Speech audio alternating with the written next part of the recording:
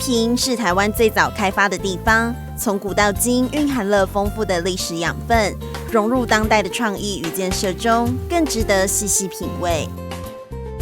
2021年渔光岛艺术节以安栖之渔为主题，用艺术推广地方，带动观光人潮，提升产业经济。而精彩渔光彩绘艺术园区由市民提案票选而成，民间企业赞助出资，打造渔光岛新地标。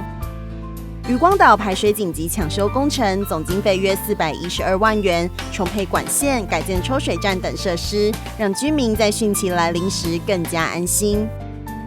安平乡土文化馆曾是日治时代的西门国小校长宿舍，经过市府整修活化，成为展示在地文化的最佳场域。近期更因为国片《孤味》的拍摄，成为热门景点。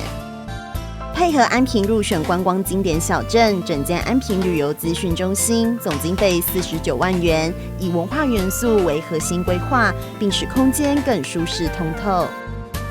天菲里活动中心平时提供守望相助队和老人关怀据点进驻，空间不敷使用，因此市府活化天菲里活动中心，增建2楼闲置空间，总经费575万元，打造在地优质休闲场所和邻里交流空间。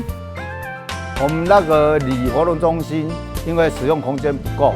上任之后极力向市府争取经费来增建2楼，给里民有更大的使用空间、情感交流，让他们能够来这边参与这一些的活动。因为安平停车空间不足，市府认养邻近土地，整建免费临时停车场，完成国平里、华平里等2处停车场，总经费61万元，改善周围交通及环境不良的问题。五期是一个从化区，人多车多，要解决停车的问题，我们向市府争取免费停车场，市民都觉得很棒。我们又把那个机车湾也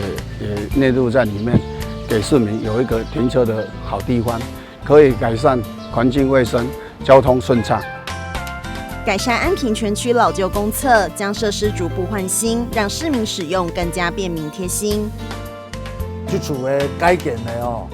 非常的好，因为呢，咱地砖甲咱的公路洗手台拢换新的，所以讲呢，来这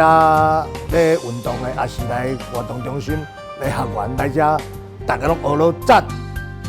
港滨历史公园内，大鱼的祝福以金鱼造型传递台湾意象，在海上用爱与包容守护我们，接纳不同时代的来客。就如同现在的安平，以新旧融合的姿态，构筑成最美的样貌。感谢有你，台南第一。